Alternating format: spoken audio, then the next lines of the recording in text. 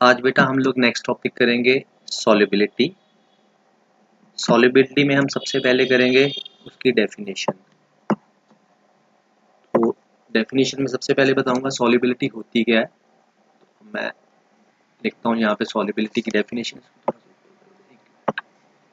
हाँ जी, तो सॉल्युबिलिटी क्या है हमारे पास। सॉल्युबिलिटी बेसिकली क्या है कि हम लोग जब भी बात करते हैं कि सॉल्युबिलिटी, तो उसका कहने का मतलब ये होता है कि जिस सब्सटेंस की सॉल्युबिलिटी के बारे में बात कर रहे हैं, सॉल्युबिलिटी ऑफ ए सब्सटेंस। ठीक है, कि मान लो मैं कहूँ कि किसी सब्सटेंस की सॉल्युबिलिटी के बारे में बताओ आप, आपका इसका मतलब ये होगा कि हमने ये बताना है कि ये जो सब्सटेंस है, जब हम इसको किसी स्पेसिफिक अमाउंट ऑफ सॉल्वेंट में डिसॉल्व करते हैं तो इसकी कितनी मैक्सिमम अमाउंट डिसॉल्व हो सकती है। ठीक है, सॉल्युबिलिटी ऑफ ए सब्सटेंस हम क्या कह सकते हैं, जो मैक्सिमम अमाउंट ऑफ सॉल्यूट, जिसको मैं सब्सटेंस बोल रहा हूँ यहाँ पे, that can be dissolved in a specified amount of solvent at a particular temperature. अब इस चीज को थोड़ा सा समझ लेते हैं। मान लो मेरे पास सॉल्यूट है, ये सॉल्वेंट है। ठीक है, अब मैं इसमें ऐड करने लगा हूँ क्या चीज, सॉल्यूट, क्योंकि सॉल्यूट ऐड करूंगा तभी सॉल्यूशन बनेगा। अब मान लो ये मेरे पास 100 ml है, ऐसे आप समझ लो। ये मैंने एक स्पेसिफिक अमाउंट ले ली इसकी कि 100 ml है, चाहे 200 ml ले लो, मतलब स्पेसिफाई कर दिया कि इतनी ही है। अब मैं इसमें जब सोल्यूट डिसॉल्व करूंगा तो हमें पता है कि इसमें डिसॉल्व करेंगे तो घुल जाएगा, फिर और डिसॉल्व करेंगे और घुल जाएगा, फिर एक स्टेज आ जाएगी कि इसमें घुल नहीं सकता। इसका मतलब जो मैक्सिमम अमाउंट हम इसमें डिसॉल्व कर सकते हैं तो उसको हम लोग क्या बोलते हैं, वो इसकी सॉल्युबिलिटी कहलाता है कि इस सोल्यूट की इतनी सॉल्युबिलिटी है। और साथ में मैंने ये भी लिखा है कि ये पर्टिकुलर टेम्परेचर पे है। कहने का मतलब है, सपोज करो अभी हमारा रूम टेम्परेचर पे ये सारा काम कर रहे हैं, तो आपने डिसॉल्व करना शुरू किया सोल्यूट को और जितनी मैक्सिमम अमाउंट इसमें डिसॉल्व हो सकती थी वो हो गई। अब उसके बाद और तो हो नहीं सकती, बट अगर मैं टेम्परेचर को चेंज कर दूं, मतलब मैं टेम्परेचर बढ़ा दूं, कैसे टेम्परेचर बढ़ेगा, मैं इसको गर्म करना शुरू कर दूं तो क्या होगा, इसमें और सोल्यूट को हम लोग डिसॉल्व कर सकते हैं। तो इसका मतलब तब फिर इसका मतलब मैक्सिमम जो, क्योंकि मैंने टेम्परेचर चेंज कर दिया तो वो जो हम लोग वर्ड यूज कर रहे थे कि एक सॉल्वेंट में कितनी मैक्सिमम, क्योंकि यहाँ पे स्पेसिफाइड अमाउंट थी सॉल्वेंट की, तो उसमें हमने बताना था कि टेम्परेचर को कांस्टेंट रख के कि कितनी अमाउंट ऑफ सोल्यूट डिसॉल्व हो सकती है। अगर हमने टेम्परेचर को चेंज कर दिया तो कंडीशन चेंज होगी, अब तो और ज़्यादा हो ही जाएगा, ऐसे तो कभी अंत ही नहीं होगा। फिर आप कहोगे हम लोग 100 ml की बजाय 200 ml ले लेंगे तो और सोल्यूट डिसॉल्व हो जाएगा क्योंकि सॉल्वेंट बढ़ गया। तो इसका मतलब हम एक डेफिनेशन को निर्धारित करने के लिए हमें ये एक क्या कहते हैं उसको, ये डिसाइड करना पड़ेगा कि हम 100 में काउंट, जैसे हम लोग परसेंटेज 100 में लेते हैं, चाहे आपके क्लास टीचर टेस्ट जो है 15 नंबर में ले, 20 में ले, 50 का नंबर का ले टेस्ट, परसेंटेज हमेशा 100 से निकलती है। इसी तरह हम लोग ये कह सकते हैं कि जो maximum amount of solute that can be dissolve in 100 ml of the solvent, तो हम उसको कहते हैं कि ये सॉल्युबिलिटी है सब्सटेंस की। ठीक है, बाकी ये जो सॉल्युबिलिटी है सोल्यूट की, ये डिपेंड करती, ये 3-4 चीज़ों पे डिपेंड करता है। वो 3-4 चीज़ें क्या है, वो है एक तो नेचर ऑफ सोल्यूट पे डिपेंड करता है, एक डिपेंड करता है नेचर ऑफ सॉल्वेंट के ऊपर, एक डिपेंड करता है नेचर, एक डिपेंड करता है टेम्परेचर के ऊपर, और एक डिपेंड करता है हमारा प्रेशर के ऊपर। ये 4 फैक्टर के ऊपर किसी भी सोल्यूट की, किसी भी सॉल्वेंट में जो सॉल्युबिलिटी है वो डिपेंड करती है। मीन जब भी कोई सोल्यूट हम किसी सॉल्वेंट में डिसॉल्व करने लगे हैं तो ये 4 फैक्टर्स ध्यान में रखने पड़ेंगे। एक तो सोल्यूट की नेचर क्या है, सॉल्वेंट की नेचर क्या है, टेम्परेचर क्या है, प्रेशर क्या है, इन चीज़ों के ऊपर डिपेंड करता है। जैसे सबसे पहले हम लोग बात करते हैं, एक एग्जांपल ले लेते हैं जिस एग्जांपल में हम लोग solubility of solid and liquid की बात करते हैं। जैसे सबसे पहले हमने 2 ही केस कंसिडर करने हैं, एक solubility of solid in a liquid, एक solubility of gas in a liquid. तो सबसे पहले यह मैं हेडिंग लिख देता हूँ, solubility of a solid in liquid. ये मैंने क्यों ली, क्योंकि मैंने आपको क्या बोला था कि हमने 9 तरह के सॉल्यूशन हमने सब स्टार्ट पहले लेक्चर में पढ़े थे। तो जो सॉलिड एंड लिक्विड वाले हमने इसी के ऊपर ज़्यादा डील करना है, क्योंकि लैब में सारे सॉल्यूशन हम लोग लिक्विड में बनाते हैं, सॉलिड एंड लिक्विड। अब इसकी सॉल्युबिलिटी के बारे में जब पढ़ेंगे तो हमें सबसे पहले क्या देखना पड़ेगा कि हमारे पास एक चीज़ ध्यान में रखनी पड़ेगी कि हर सॉलिड हर लिक्विड में नहीं घुलता है। जैसे जैसे शुगर है, सॉल्ट है, ये डिसॉल्व हो जाते हैं किसमें, वाटर में। ये वाटर में डिसॉल्व हो जाते हैं, आपको पता है। बट अगर इसी को ही मैं बेंजीन में घोलने की कोशिश करूं तो ये डिसॉल्व नहीं होंगे। उसी तरह से हमारे पास नेफ्थलीन है, एंथ्रासीन है, they dissolve in benzene but they do not dissolve in water। अब देखो एक चीज, पानी में शुगर और सॉल्ट पानी में डिसॉल्व हो जाते हैं, एंड नेफ्थलीन और एंथ्रासीन नहीं होते। इसका मतलब कहीं ना कहीं सोल्यूट और सॉल्वेंट की नेचर के ऊपर ये डिपेंड कर रहा है। अब ये कैसे पता लगेगा, देखो हमारे पास एक कॉन्सेप्ट है लाइक डिसॉल्व लाइक। सॉल्युबिलिटी के केस में ये बहुत चीज मैटर करती है। लाइक डिसॉल्व लाइक का मतलब होता है कि जो जैसा हो वो वैसी चीज में ही घुलनशील होगा, उसी में ही डिसॉल्व होगा। जैसे हमें पता है कि क्लास में जो बच्चे हैं, जो शरारती होते हैं, उनकी दोस्ती शरारती बच्चों के साथ ही होगी। जो पढ़ने वाले होंगे वो पढ़ने वालों के साथ ही होगी। अगर आप किसी पढ़ने वाले बच्चे को शरारती वालों के साथ बिठा दो तो वो फिर उठकर दोबारा से वहीं का वहीं चला जाएगा। ठीक है। इसी तरह किसी साधु के साथ आप किसी ऐसे उचक्के बंदे को, चोर को बिठा दो तो वो नहीं बैठ पाएगा, क्योंकि उसकी वो कंपनी नहीं है। लाइक डिसॉल्व लाइक मतलब जैसा कोई होगा वो वैसी कंपनी ही ढूंढेगा, वो उसी चीज में ही घुले मिलेगा। इसी तरह से लाइक डिसॉल्व लाइक में हमने ये बताना है कि जैसे हमारे पास सोल्यूट और सोल्यूट सॉल्वेंट होते हैं, हमें पता है तभी सॉल्यूशन मिलकर बनेगा। अगर आपका सोल्यूट पोलर है और सॉल्वेंट भी पोलर है तो फिर इसका मतलब वो दोनों आपस में घुल जाएंगे।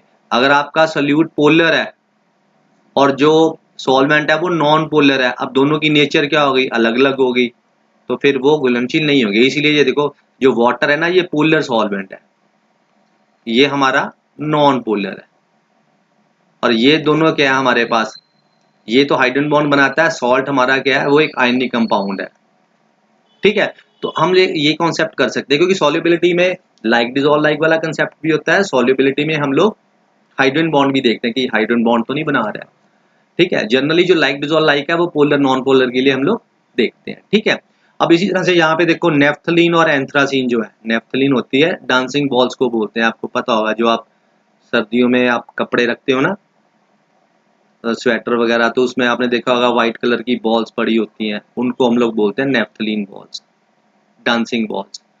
तो ये हमारे पास एंथ्रासीन है, ये नेफ्थलीन है, ये कार्बन हाइड्रोजन के कंपाउंड है।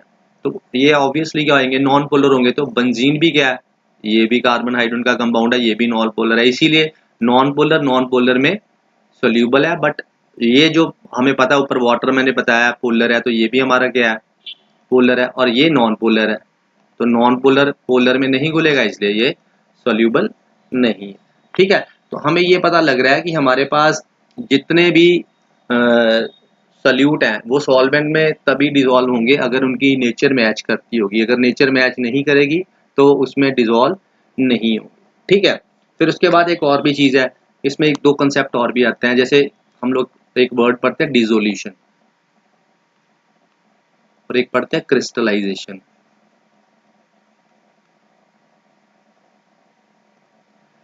जब भी हम लोग सल्यूट को सॉल्वेंट में डालते हैं तो वो उसमें क्या होता है, डिसॉल्व हो जाता है। उसी प्रोसेस को हम लोग क्या बोलते हैं, when a solid solute is added to the solvent, some solute dissolved and its concentration increases। जब हम इसको इसमें सॉल्वेंट में डिसॉल्व करेंगे तो क्या होगा, सॉल्वेंट के अंदर सोल्यूट आयंस की, जैसे ये देखो ना, आपके पास ये वाटर है, आपने इसमें क्या हुआ, सपोज करो सोडियम क्लोराइड डाला, NaCl, यहाँ पे लिख देता हूँ, NaCl डाला, तो अब इसमें Na आयन और Cl आयन बन गए, तो कहने का मतलब है यहाँ पे पानी के अंदर सोल्यूट की कंसंट्रेशन क्या हो गई, बढ़नी शुरू हो गई। क्लियर है। तो अब इसकी कंसंट्रेशन जब बढ़ेगी तो इसको हम लोग बोलते हैं डिसोल्यूशन। डिसॉल्व से ही ये वर्ड बना है, डिसोल्यूशन। ठीक है। ये एंडोथर्मिक भी हो सकती है, एक्सोथर्मिक भी हो सकती है, वो आगे हम पढ़ेंगे इसको कैसे करना है। इसी तरह जब क्या होता है कि अब जैसे आपने इसमें सॉल्यूट डाल दिया, अब कुछ पार्टिकल्स एक स्टेज आएगी इसमें नहीं घुलेगी। ठीक है। या जब आप घोल रहे हो तो अभी भी पार्टिकल्स कुछ बाहर हैं जो अनडिजॉल्व्ड हैं। ठीक है, जो सॉलिड पार्टिकल्स हैं। तो क्या होता है कि ये जो घुले हुए सॉल्यूट पार्टिकल्स हैं ये सॉलिड पार्टिकल के साथ टकराते हैं और वापस सॉल्वेंट से बाहर निकल आते हैं। तो उसको हम लोग क्या बोलते हैं, क्रिस्टलाइजेशन बोलते हैं। क्रिस्टलाइजेशन में क्या होता है कि जो सोल्यूट पार्टिकल है सॉल्यूशन में, दे कोलाइड विद द, यहाँ पे आप लिख दो solute particles, solute particles in solution collide with the solid particles। ये जो सोल्यूट पार्टिकल्स हैं ये सॉल्यूशन के अंदर है। ठीक है, ये किसके साथ कोलाइड कर रहे हैं, सॉलिड पार्टिकल्स के साथ, जो सॉलिड सोल्यूट पार्टिकल्स के साथ ही है ना, जैसे मैंने ऊपर बताया ना आपको। एक मिनट, पेन नहीं चल रहा है, एक मिनट। जैसे मैंने यहाँ पे बताया कि यहाँ पे कुछ अनडिजॉल्व्ड होंगे सॉलिड पार्टिकल्स होंगे, तो जो घुले हुए पार्टिकल है वो उनके साथ टकराते हैं और वो बाहर निकल आते हैं, सेपरेट हो जाते हैं सॉल्यूशन से। तो उसको हम लोग क्या बोलते हैं, जब इसके साथ कोलाइड करेंगे they will get separated out.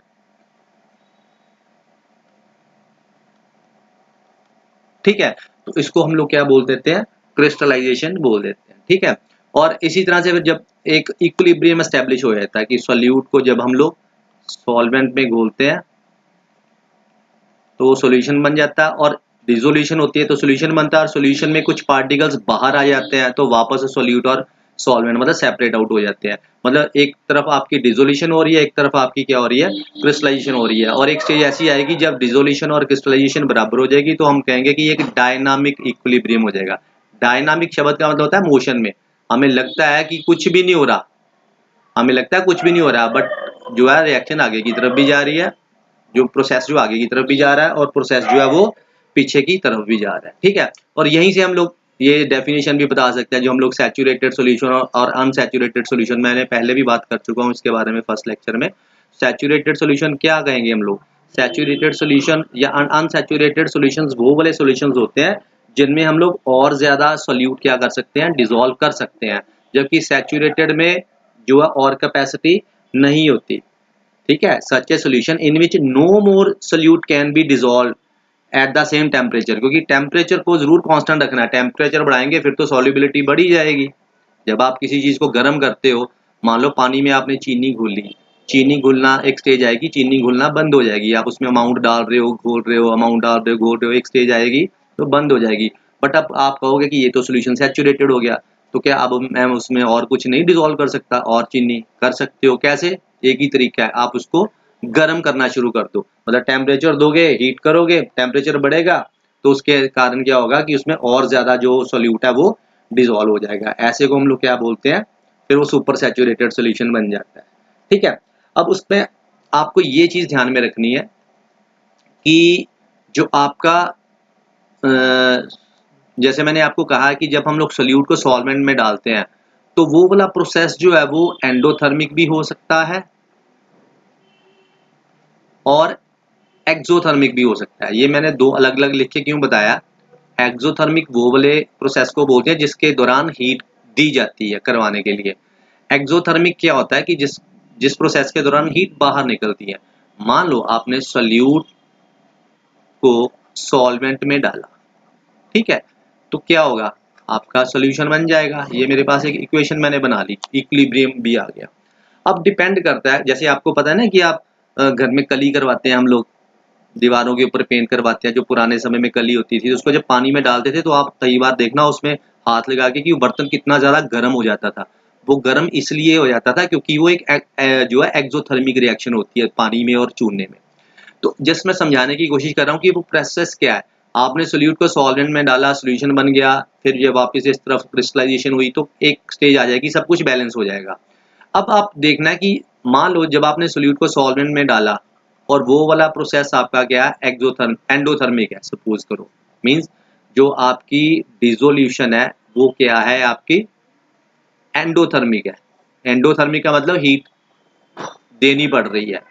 तो उस केस में अगर मैं टेम्परेचर को देखूं, आप इसको ऐसे कर लो और भी इजी लगेगा आपको।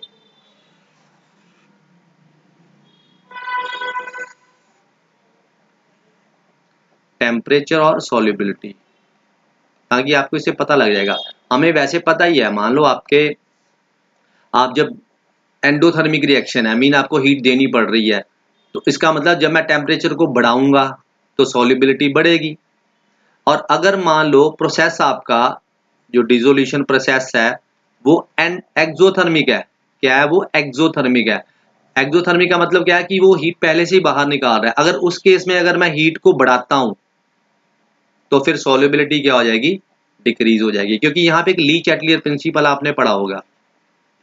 अगर इसी चीज के ऊपर, ये जो आपकी ये वाली चीज है ना, इसके ऊपर ली चैटलियर प्रिंसिपल लगाओ, आपको पता लग जाएगा कि प्रोसेस फॉरवर्ड में जाएगा तो बैकवर्ड में जाएगा।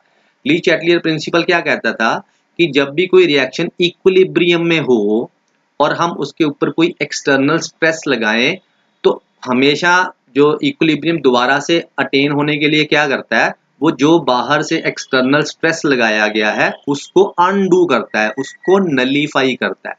ठीक है। अब होता क्या है, अब मान लो जैसे मैंने आपको बताया कि फॉरवर्ड प्रोसेस जो है वो एंडोथर्मिक है, क्या है, एंडोथर्मिक है। तो जो अगर फॉरवर्ड प्रोसेस एंडोथर्मिक होता है ना, तो ये आप समझो जो बैकवर्ड प्रोसेस वो क्या होगा, एक्सोथर्मिक होगा। इसी तरह से अगर फॉरवर्ड एक्सो है तो फिर बैकवर्ड एंडो होगा। इतनी समझ लग गई बात। अब आप सोचो कि एक प्रोसेस है जिसको जैसे सॉल्यूट को सॉल्वेंट में डाला तो हमें हीट देनी पड़ रही है। अब इसका मतलब अगर मैं हीट, अब मुझे ये, अगर मैं सॉल्यूशन से वापस ये बनाना है तो वो एक्सोथर्मिक है। ठीक है। अब मैंने क्या किया, मैंने टेम्परेचर बढ़ाना शुरू कर दिया हीट देकर।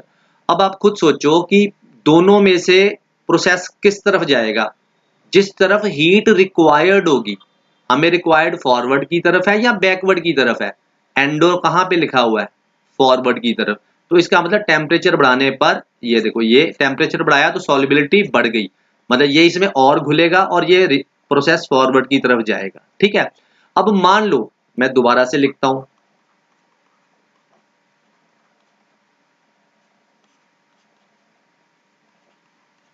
अब मैं कह रहा हूं कि भाई फॉरवर्ड प्रोसेस एक्सोथर्मिक है और पिछला क्या है, बैकवर्ड क्या हो जाएगा, खुद ब खुद एंडोथर्मिक हो जाएगा। अब मैं इस प्रोसेस में टेम्परेचर को बढ़ा रहा हूं, मतलब हीट दे रहा हूं। अब हमने देखना है, यहां से हमने चेक करना है कि भाई किस तरफ हीट रिक्वायर्ड है। तो हीट किस तरफ एंटर, मींस इस तरफ जा रही है रिएक्शन। यहाँ देखो जब मैं टेम्परेचर बढ़ाऊंगा तो ऑटोमेटिकली जो आपका इक्विलिब्रियम है वो इस तरफ को शिफ्ट होना शुरू हो जाएगा, मतलब सोल्यूशन से क्या बनना शुरू हो जाएगा, सोल्यूशन में से सोल्यूट बाहर को निकल आएगा। ठीक है। तो कहने का मतलब है सॉल्युबिलिटी क्या हो रही है, ये देखो सॉल्युबिलिटी डिक्रीज हो रही है। ठीक है। होप है बेटा आपको पता लग गया होगा। अब इसी तरह से हमने और क्या बता सकते हैं, इफेक्ट ऑफ टेम्परेचर। तो ये जो भी, एक तो मैंने नेचर की बात कर दी आपके साथ कि जो सॉल्युबिलिटी है ये nature of solute and solvent के ऊपर डिपेंड करती है।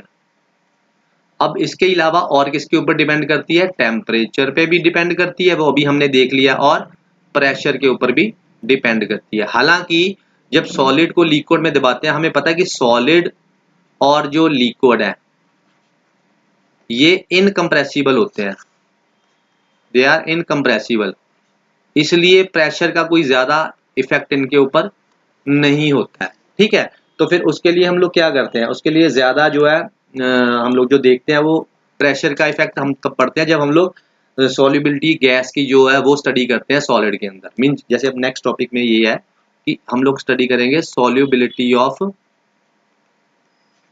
Gas in liquid. ठीक है। Solubility of gas in liquid, की लिक्विड में जब गैस सोल्यूबल होती है तो उसके पीछे क्या प्रोसेस है सारा। अब हमने यहाँ पे ये बताना है कि जो बहुत सारी गैसें हैं वो वाटर में डिसॉल्व होती है, और जो ऑक्सीजन है वो बहुत ही कम एक्सटेंट तक वाटर में डिसॉल्व होती है। It is this dissolved oxygen which sustains all the aquatic life. ये जो पानी के अंदर ऑक्सीजन घुली होती है ना, वही रिस्पॉन्सिबल होती है जो एक्वेटिक लाइफ है, जो समुंदर के अंदर जितने भी एक्वेटिक जो एनिमल्स हैं वो सारे के सारे उसके लिए यही रिस्पॉन्सिबल है, वो यहीं से ही ऑक्सीजन लेते हैं। ठीक है, अब जो सॉल्युबिलिटी है, अब इसमें हमारा जो मेन कंसेप्ट है जिस टॉपिक के ऊपर हमने आना है वो ये है कि किसी भी लिक्विड के अंदर, अब ध्यान से देखना समझना, ये लिक्विड है, मैं क्या करने लगा हूं, मैं इसके अंदर गैस डिसॉल्व करनी है। अब बताओ मैं इसके अंदर गैस कैसे डिसॉल्व करूंगा, ये तो ओपन है। ठीक है, तो इसका मतलब ये हो गया कि मुझे ऊपर कुछ ना कुछ लगाना पड़ेगा। ठीक है, और यहाँ पे जो गैस ऊपर से प्रेशर लगाना पड़ेगा ताकि जो गैस है वो इसके अंदर डिसॉल्व हुए। गैस को लिक्विड के अंदर आपने अगर घोलना है तो आपको क्या लगाना पड़ेगा, प्रेशर लगाना पड़ेगा। और जितनी ज्यादा प्रेशर लगाओगे लिक्विड के अंदर उतनी ज्यादा गैस जो है वो डिसॉल्व हो जाएगी। जो सॉल्युबिलिटी है गैस की, it increases with increase in pressure. और for a solution of gases in solvent, suppose करो, जैसे मैं एक और एग्जांपल से बता देता हूँ दूसरी तरफ से। जैसे ये मैंने इतना बताया कि जो भी कोई यहाँ पे मैं डायग्राम बना के दिखाता हूँ, ये आपका यहाँ तक आपका लिक्विड हो गया सपोज करो।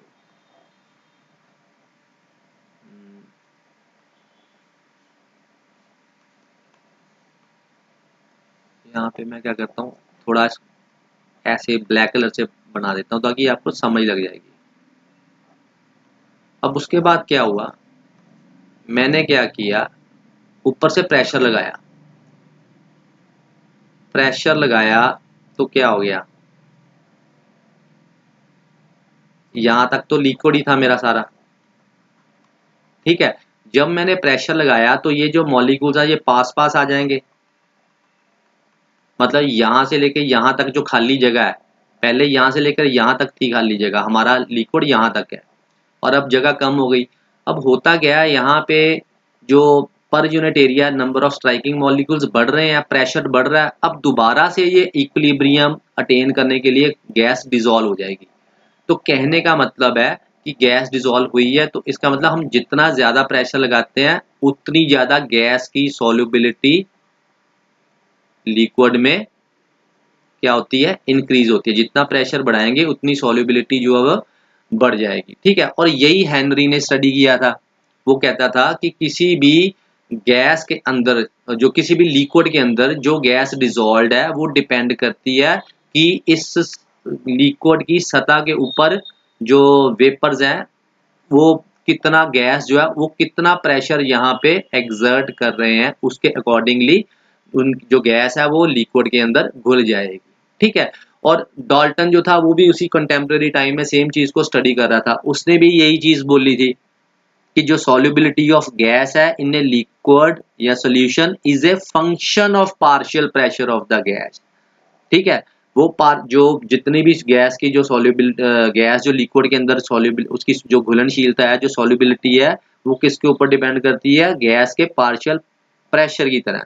अगर मैं सॉल्युबिलिटी की जगह पे शब्द को यूज करूं मोल फ्रैक्शन, तो फिर क्या होगा, हमारे पास हेनरी लॉ की हम लोग किस तरह से मैथमेटिकली कैसे लिखेंगे कि जो हेनरी लॉ वो क्या कहता है कि partial pressure of the gas. अब यहां से आप डेफिनेशन यहां से बनाओ, रट्टा मारने की जरूरत नहीं है, कि partial pressure of the gas मतलब यहाँ पे जितना भी गैस का प्रेशर है, वेपर फेज, ये वेपर फेज है ना, ये क्या होगा, is directly proportional to the, ये किसके प्रोपोर्शनल होगा, जितनी अमाउंट ऑफ गैस लिक्विड के अंदर घुली हुई होगी। ठीक है, partial pressure of the gas in the vapour phase is directly proportional to the mole fraction of the gas in the liquid. तो ये हमारे पास बेसिकली एक रिलेशन बनता है, और जब प्रोपोर्शनैलिटी का निशान हटाते हैं तो हमारे पास के एच इंटू एक्स बनता है। ठीक है, अब आप ध्यान से देखो यहाँ पे एक और चीज, मेरे पास ये रिलेशन बन के आया P इज इक्वल टू के एच इंटू एक्स। अब ये क्या है मेरे पास, वेपर प्रेशर है, पार्शियल वेपर प्रेशर। ये क्या है मेरे पास, दिस इज मोल फ्रैक्शन, क्योंकि सॉल्युबिलिटी को मैंने क्या मान के क्योंकि सॉल्युबिलिटी क्या बताती है, हमने स्टार्टिंग में आज क्या किया था, सॉल्युबिलिटी में बताती है किसी सब्सटेंस के कितनी amount given specified amount of solvent में घुली हुई है, तो उस अमाउंट को मैंने in terms of mole fraction ले लिया, बस इसलिए मैंने x लिख दिया सॉल्युबिलिटी s की जगह पे। अब यहाँ पे अगर सपोज करो आप एक तरफ पार्शियल इसको ड्रॉ करो और दूसरी तरफ आप मोल फ्रैक्शन को ड्रॉ करो, आप खुद देखो ये दोनों एक दूसरे के क्या है, डायरेक्टली प्रोपोर्शनल है। इसका मतलब हो गया अगर प्रेशर मैं बढ़ाऊंगा तो मोल फ्रैक्शन भी ज्यादा होगी, कहने का मतलब है लिक्विड के अंदर उतनी ज्यादा गैस घुल जाएगी, जितना प्रेशर बढ़ाऊंगा और ज्यादा गैस घुल जाएगी। तो कहने का मतलब अगर इन दोनों के बीच में मैं मोल फ्रैक्शन और पार्शियल प्रेशर में ग्राफ ड्रॉ करूंगा तो वो कैसे बनेगा, इस तरह का बनेगा, स्ट्रेट लाइन ग्राफ बनेगा। और ये जो आपकी स्लोप है, इसको हम लोग स्लोप बोलते हैं एंगल को, ये क्या है बेसिकली, दिस इज योर के एच। ठीक है, आप इसको इस तरह से भी समझ सकते हो, मान लो कि ये आपके पास y है, ये आपके पास m है और ये आपके पास x है, तो ये y is equal to m x plus c, यहाँ पे 0 मान लो, तो ये आपके पास क्या है, ये वाली जो इक्वेशन है this is straight line equation है। तो आप खुद देखो आपका स्ट्रेट लाइन ग्राफ ही बन रहा है ना, तो एग्जैक्टली सिमिलर यही चीज होगी जिसमें m हमें क्या बता रहा है, स्लोप। इसका मतलब हम लोग अगर आपको कोई न्यूमेरिकल्स आ जाते हैं तो आप ग्राफ से भी के एच को निकाल सकते हो, जो और ये जो के एच है क्या, this is Henry constant, this is Henry's law constant, ऐसे बोलो हेनरीज लॉ कांस्टेंट। क्लियर है बेटा। अब इसमें एक चीज और हमने बतानी है कि के एच की वैल्यू, के एच की वैल्यू जितनी ज्यादा होगी, आप ऐसे लिखो, हायर द वैल्यू ऑफ के H, lower the solubility, lower will be the solubility. ठीक है, अब आपको कि ये कैसे आपने बता दिया, देखो बेटा यहाँ पे आप ये वाला फॉर्मूला देखो, ये वाला, ठीक है, यहाँ पे देखो P इज इक्वल टू,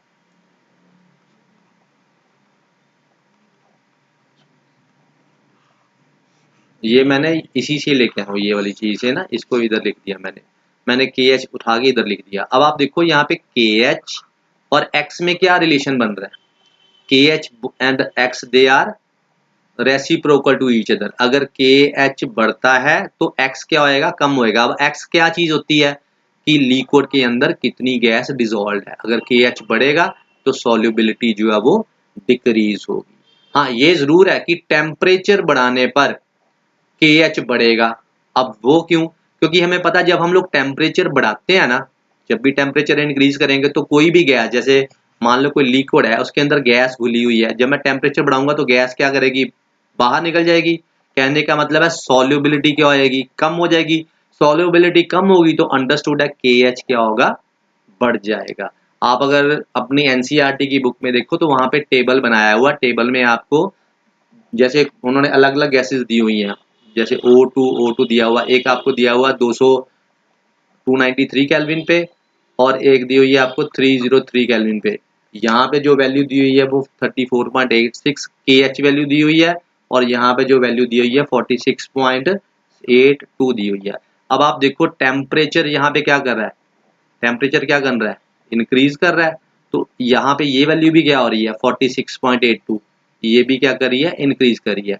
इसका मतलब क्या हो गया, टेम्परेचर बढ़ाने पर के एच बढ़ेगा, बट क्योंकि अगर के एच बढ़ रहा है टेम्परेचर बढ़ाने पर, बट हमें पता है टेम्परेचर बढ़ाने पर सॉल्युबिलिटी कम होती है। ठीक है जी, इसका मतलब ये और ये एक दूसरे के प्रोपोर्शनल है, और ये क्या है, जैसे ये इसके इनवर्सली प्रोपोर्शनल है, इसके भी इनवर्सली प्रोपोर्शनल है। टेम्परेचर बढ़ने पर जो solubility of gas in liquid है वो डिक्रीज होती है। ठीक है, यही कारण है कि जब जो हमें पता है ग्रीन जो क्या उसको बोलते हैं, ग्रीन हाउस इफेक्ट पड़ा हुआ, अपने ग्लोबल वार्मिंग पड़ा हुआ है, ग्लोबल वार्मिंग। अब ग्लोबल वार्मिंग क्या है, आपको पता है कार्बन डाइऑक्साइड का बढ़ना वातावरण में, जिसके कारण टेम्परेचर जो है वो पूरे वर्ल्ड का तापमान बढ़ रहा है। अब इसको हम लोग और क्या बोलते हैं, थर्मल पॉल्यूशन बोलते हैं। थर्म मतलब हीट। अब इसका नुकसान क्या है? इसका नुकसान एक्वेटिक लाइफ के लिए क्या होगा? जैसे तापमान बढ़ेगा, पोल्यूशन कैसे बढ़ेगा? क्योंकि वो वाटर के अंदर जो डिजॉल्व ऑक्सीजन है, क्योंकि टेम्परेचर बढ़ने पर घुली हुई गैस क्या हो जाएगी, वो बीच में से निकल जाएगी, एस्केप कर जाएगी। तो उसके कारण क्या होगा, जो एक्वेटिक लाइफ है वो डेंजर में आ जाएगी। ठीक है, तो हम कह सकते हैं कि थर्मल पोल्यूशन जो है वो अफेक्ट करता है एक्वेटिक लाइफ को। ठीक है, अब बेटा हम इसके बेस के ऊपर कुछ न्यूमेरिकल्स करते हैं। न्यूमेरिकल्स मैं यहाँ से निकालता हूँ।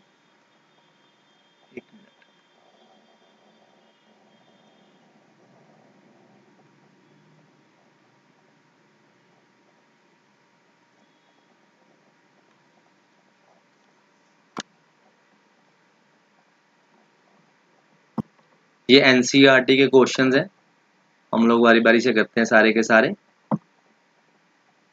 इसको छोटा,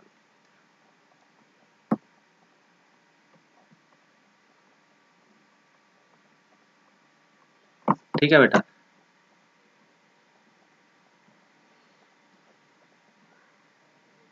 हाँ जी, अब पहला न्यूमेरिकल हम लोग देखते हैं। पहले न्यूमेरिकल में हमारे से क्या पूछा गया है? हमें कहा गया है कि नाइट्रोजन गैस है is bubbled through water at 298 kelvin. How many millimoles of nitrogen gas would be dissolve. आपको पता ही है कि मान लो ये आपके पास लिक्विड है, आप ऐसी एक पाइप लगाई कोई भी, ठीक है, और इस पाइप के थ्रू हमने गैस को अंदर भेजा और गैस यहाँ पे आके ऐसे बबल बबल से आपको पता बनेंगे, तो वो इसके अंदर हम क्या प्रेशर से भेज रहे हैं, तो वो गैस के अंदर क्या होगी, डिजोल्व होगी। अब उसने क्वेश्चन पूछा है कि कितने मिली मोल्स जो है gas would dissolve in 1 litre of water. Assume that nitrogen exert partial pressure of 0.987 बार। अब हमें पार्शियल प्रेशर नाइट्रोजन का कितना दिया हुआ है, 0.987 बार। और और क्या चीज गिवन है, के एच भी हमें दिया हुआ है नाइट्रोजन के लिए 76.48 केल्विन बार। अब आप बेटा, आपको ये पता लग रहा है यहाँ पे के एच देख के पता लग रहा है ये हेनरी लॉ का यहाँ पे फॉर्मूला लगेगा, उसका यूज होगा। तो सबसे पहले तो हम फॉर्मूला लिखते हैं ताकि हमारे लिए थोड़ा इजी हो जाए समझना कि हमें क्या निकालना और क्या नहीं निकालना। ये हमारे पास हेनरी लॉ का फॉर्मूला है। अब आप खुद देखो, यहाँ पे मेरे को यहाँ पे नाइट्रोजन और यहाँ पे ये लिख देता हूँ, ठीक है, क्योंकि मोल फ्रैक्शन ये होती है। अब हमें ये दिया हुआ है तो इसका मतलब ये यहाँ पे फिल कर देंगे, के एच दिया हुआ है ये यहाँ पे भी फिल कर देंगे। फिल करने से पहले ये चीज देख लेनी है कि दोनों के यूनिट सेम है कि नहीं है। तो यहाँ पे देखो केल्विन है, तो यहाँ पे किलो बार है, यहाँ पे सिंपल बार है, तो क्या करेंगे यहाँ पे जो है 100,000 से मल्टीप्लाई कर देंगे। ठीक है बेटा, तो अब मैं क्या करूंगा, यहाँ पे x is equal to N2 P N2 over K H. तो इसकी वैल्यू हमारे पास कितनी है, प्रेशर 0.987 बार, और ये कितना आ गया मेरे पास 76.48 इंटू 10⁻³ बार बार कट के। तो ये आपके पास क्या आ जाएगी, कुछ ना कुछ वैल्यू आ जाएगी, किसकी, x2 की आ जाएगी। ठीक है, अभी हमारे पास ये मोल फ्रैक्शन निकली है, हमें क्वेश्चन पूछा गया है मिली मोल्स बताओ। मिली मोल्स तो चलो बाद में देखते हैं, पहले मोल्स तो पता करें। अब हमने मोल्स पता करने हैं, तो हमें पता कि जो मोल फ्रैक्शन ऑफ N2 है वो किसके इक्वल होती है, number of moles of N2 divided by, अच्छा मोल फ्रैक्शन आपको मैंने फॉर्मूला कल करवाया था कि जिस भी सब कंपोनेंट की मोल फ्रैक्शन निकालनी है उसके number of moles divided by total number of moles. Total मतलब जितने भी सॉल्यूशन में चीजें पड़ी हैं, जो कंपोनेंट पड़े हैं, सभी के नंबर ऑफ मोल्स डिनोमिनेटर में लिख देने। अब यहाँ पे मैं वाटर लिख रहा हूँ, क्यों, अगर आप क्वेश्चन को ध्यान से पढ़ो तो उसने 1 लीटर वाटर में डिजोल्व किया हुआ, मतलब दूसरा कंपोनेंट वाटर है। अब यहाँ पे ये वाली चीज तो हमने निकालनी है ना बेटा, और ये इसका मतलब बाकी सारी चीजें हमें पता होनी चाहिए, ये तो दोनों सेम है। तो अब क्या हम करेंगे ये मैं आपको बताता हूँ, हमने यहाँ पे क्या करना है, जो number of moles of water है एक तो वो निकालने हैं, ये वाली चीज हम ऑलरेडी यहाँ पे निकाल चुके हैं, ये वाली ये वैल्यू यहाँ पे आ जाएगी। ठीक है, अब आपने क्या करना है, एक हमेशा आपने ध्यान रखना है कि जो 1 लीटर में, 1 लीटर का मतलब हो गया 1000 ml वाटर में हमेशा 55.5 मोल्स होते हैं वाटर के। अब आप कहोगे सर ये आपने कैसे निकाला? देखो बेटा मैं यहाँ छोटा सा करके दिखा देता हूँ आपको। आपको पता है कि नंबर ऑफ मोल्स किसके बराबर होते हैं? गिवन वेट बटा मॉलिक्यूलर वेट। मान लो मैंने ये नंबर ऑफ मोल्स वाटर के निकालने थे, अब वाटर का वेट निकालना था, वाटर का वेट मेरे पास नहीं था, मेरे पास उन्होंने दिया है 1000 ml या 1 लीटर। मैंने उसको क्या किया, 1000 ml पे लिख दिया।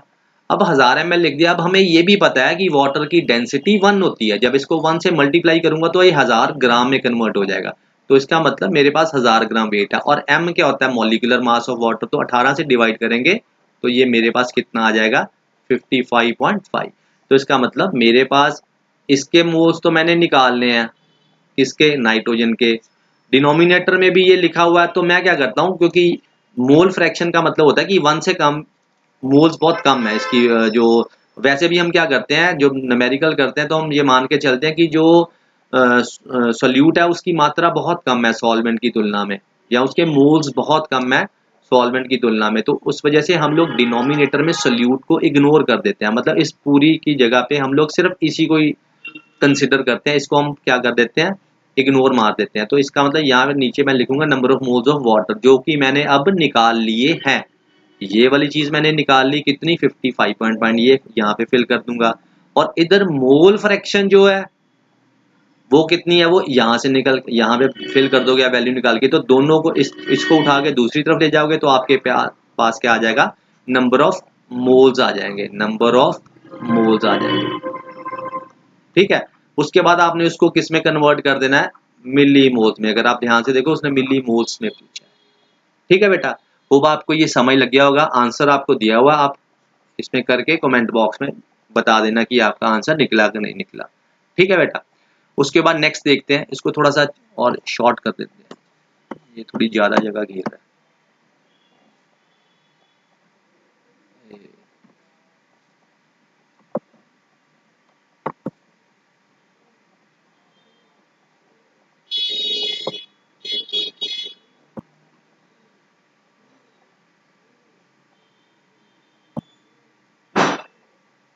ये वाला तो हो ही गया हमारा। यहाँ पे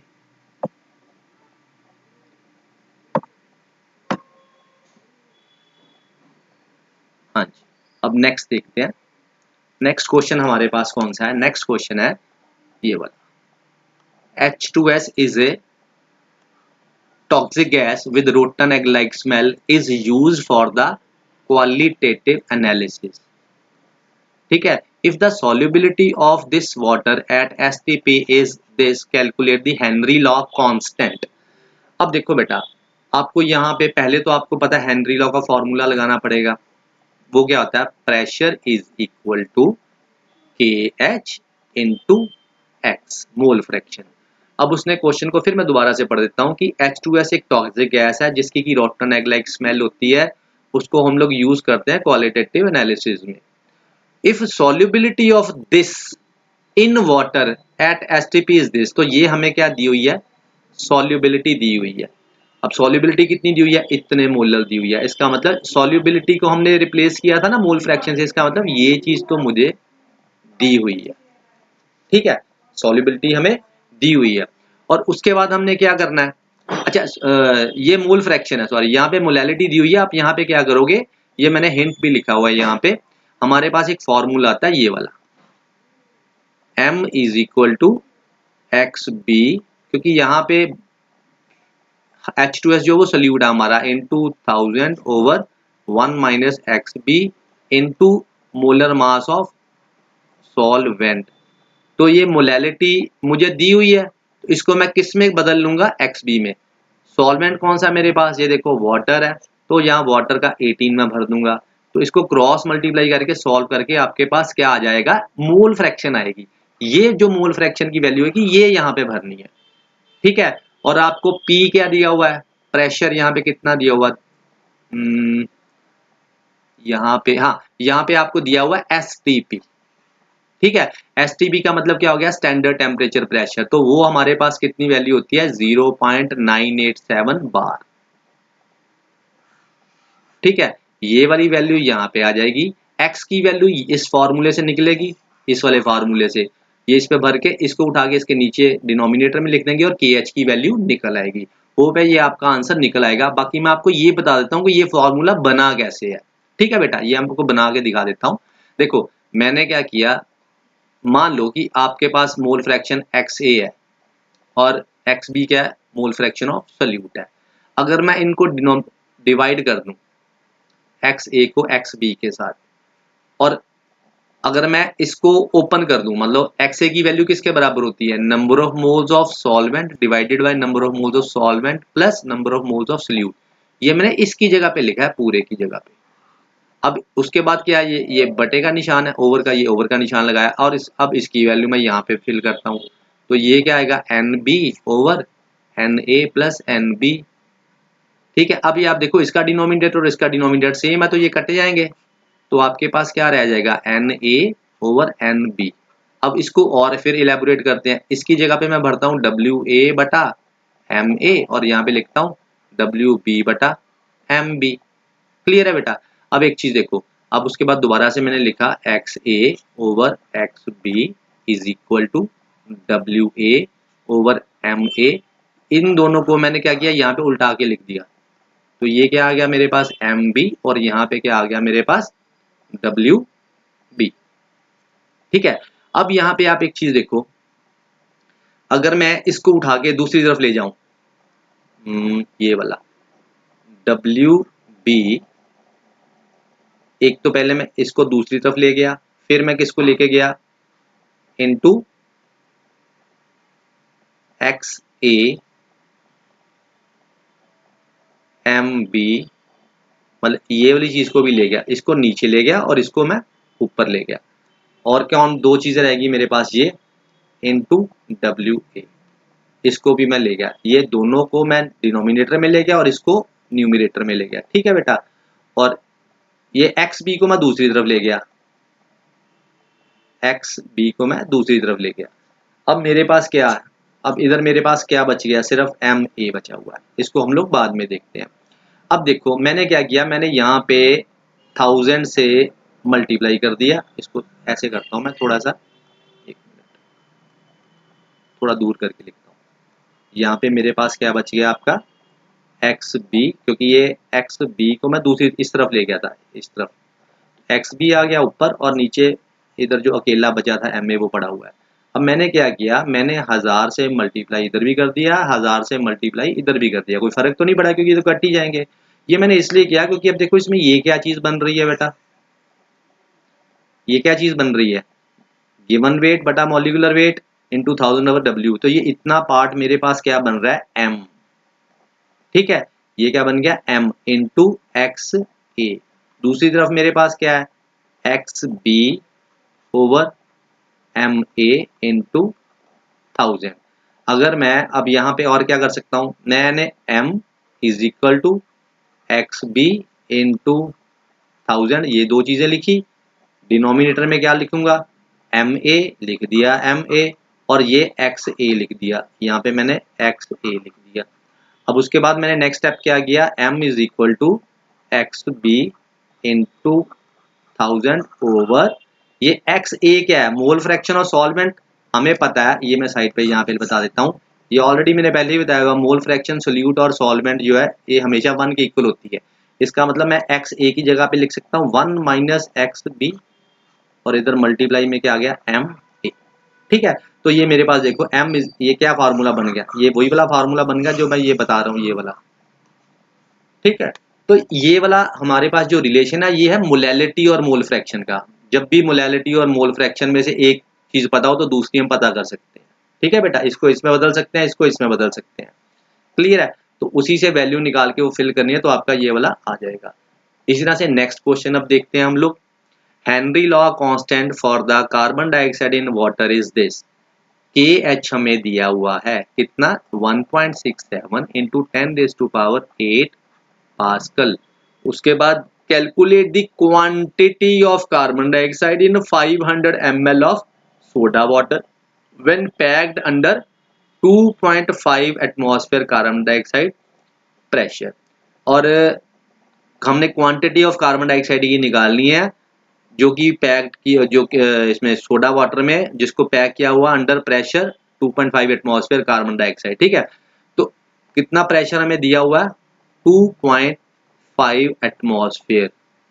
अब हमें पता है कि 1 एटमॉस्फेयर किसके बराबर होता है, 1 atmosphere is equal to 101,325 pascal. ये हमारे पास जैसे 1 किलोग्राम हम कहते हैं ना 1000 ग्राम के बराबर, इसी तरह 1 एटमॉस्फेयर इतने पास्कल के बराबर होता है। तो इसका मतलब यहाँ पे मैं इसको, क्योंकि इसके यूनिट पास्कल है तो इसको भी मैंने क्या किया, पास्कल में कन्वर्ट कर दिया। ठीक है, अब दोनों यूनिट सेम हो गए। अब उसके बाद हमें पता फॉर्मूला क्या हमारे पास, के एच इंटू एक्स। एक्स क्या, कार्बन डाइऑक्साइड की मोल फ्रैक्शन, ये क्या, कार्बन डाइऑक्साइड का प्रेशर। अब यहां से हमारे पास क्या निकलेगा, हमारे पास दो चीजें पता है, तो ये मोल फ्रैक्शन निकल आएगी यहां से।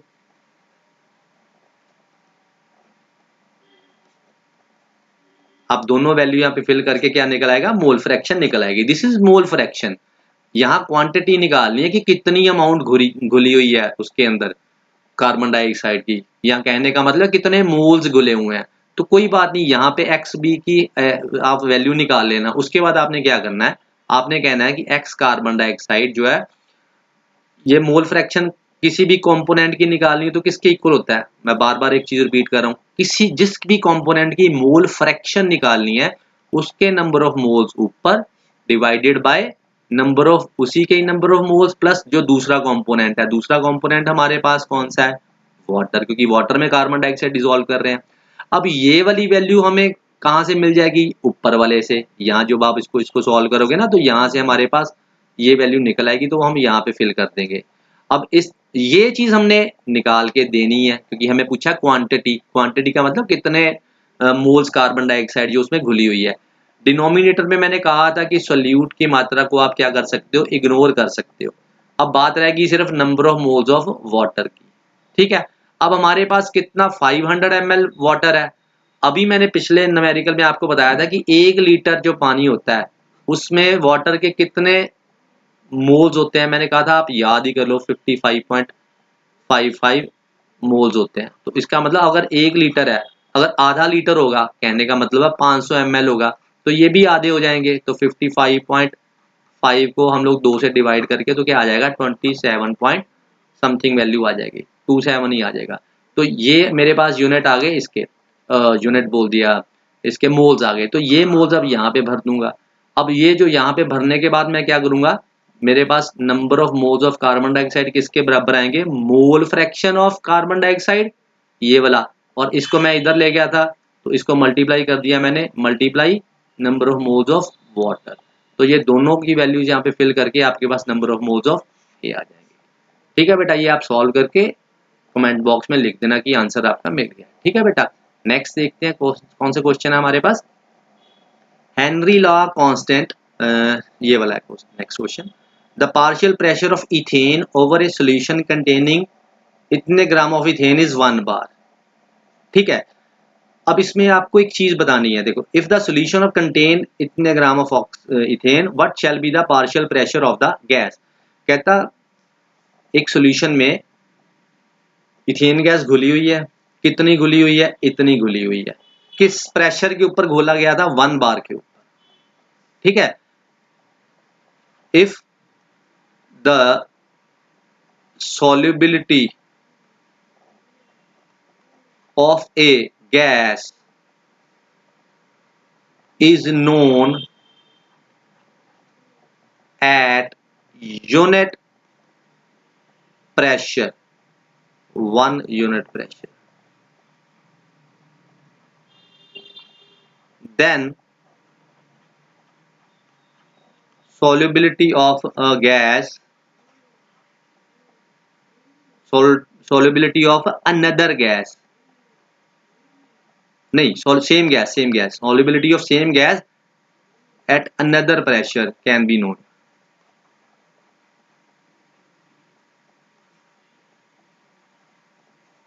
ये एक मैंने आपको कॉन्सेप्ट बताया है कि अगर हम किसी भी गैस में अगर 1 बार के ऊपर, 1 का यूनिट है ना प्रेशर, तो 1 बार के ऊपर हमें पता कि इतनी गैस घुली हुई है, तो हम क्या कर रहे हैं, हम प्रेशर बढ़ा रहे हैं। तो भैया, या हम पूछ रहे हैं किस प्रेशर के ऊपर, अब ज्यादा अगर अमाउंट घुली हुई है तो बताओ अब प्रेशर कितना होगा। तो उसके लिए सिंपल कॉन्सेप्ट क्या होता है कि आपने क्या करना है, जो सॉल्युबिलिटी किसके ऊपर डिपेंड करती है, प्रेशर के ऊपर, तो आप क्या करोगे S1 over S2 is equal to P1 over P2। ये जस्ट ये वाला फार्मूला ही है, सॉल्युबिलिटी इज डायरेक्ट या pressure is directly proportional to solubility. अगर पहले 1 1 मान लूँ फिर 2 2 मान लूँ, दोनों को डिवाइड कर दूँ तो ये बन जाएगा। अब आपको क्या पता सॉल्युबिलिटी का मतलब कितनी अमाउंट घुली हुई है, तो वो हमें ग्राम में दी हुई है। इसकी कितनी है सॉल्युबिलिटी, पहले कितनी थी 6.56 इंटू 10⁻⁻²। बाद में सॉल्युबिलिटी कितनी है 2 ग्राम। पहले प्रेशर कितना था 1 बार, बाद में प्रेशर कितना है वो हमने पता करना है। तो आपको समझ लग गई होगी क्या करना है, जस्ट क्रॉस मल्टीप्लाई करो या इसको सॉल्व करो। सॉल्व करने के बाद क्या करना है आपको, इसको इधर ले जाओ, इसको इधर ले आके 1 को उसी से डिवाइड कर दो जो ये वैल्यू आएगी। ठीक है, तो आपका आंसर आ जाएगा। ठीक है बेटा, नेक्स्ट क्वेश्चन देखते हैं। नेक्स्ट क्वेश्चन हमारे पास है Henry law constant for the molality of a methane in benzene at 298 kelvin is this. यहाँ पे आपने एक चीज बेटा ध्यान देनी है, यहाँ पे उसने बोला है हेनरी लॉ कांस्टेंट, आमतौर पे लिखा होता है फॉर ए गैस, यहाँ पे for the molality of the methane लिखा हुआ है। तो जब ऐसे लिखा हो तो आपने क्या करना है, जो आपका हेनरी लॉ है वो यहाँ पे एक्स की बजाय एम ही लिख लेना। ठीक है, अब हम पढ़ते हैं क्या क्या दिया हुआ है। Henry law constant for the molality of a methane in benzene is this. अब ये मेरे पास क्या है हेनरी लॉ कांस्टेंट है, मतलब कि मेरे पास के एच की वैल्यू कितनी दी हुई है 4.27 इंटू 10⁻⁻mm मरकरी। ठीक है, और calculate the solubility of methane in benzene at this pressure, under this pressure. तो मेरे पास प्रेशर कितना दिया हुआ है 760 mm। अब क्या करेंगे फिर हम लोग, उसने हमें सॉल्युबिलिटी निकालने के लिए कहा है, तो सॉल्युबिलिटी कैसे निकलेगी, m इज इक्वल टू, यहाँ पे हम लोग करेंगे के पी ओवर के एच। तो ये वाली वैल्यू भी आपको दी हुई है, ये वाली भी दी हुई है, फिल करके आपने आंसर निकाल लेना। ठीक है बेटा, नेक्स्ट क्वेश्चन देखते हैं। इसको ऊपर करना पड़ेगा।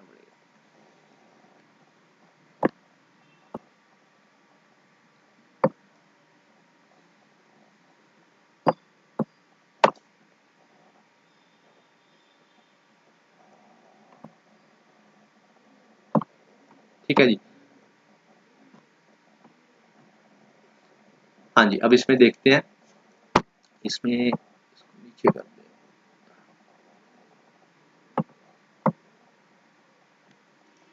हाँ जी, अब नेक्स्ट क्वेश्चन हमारे पास क्या है, the air is a mixture of number of gases, the major component are oxygen and nitrogen with approximately proportion of 20% and 79% by volume.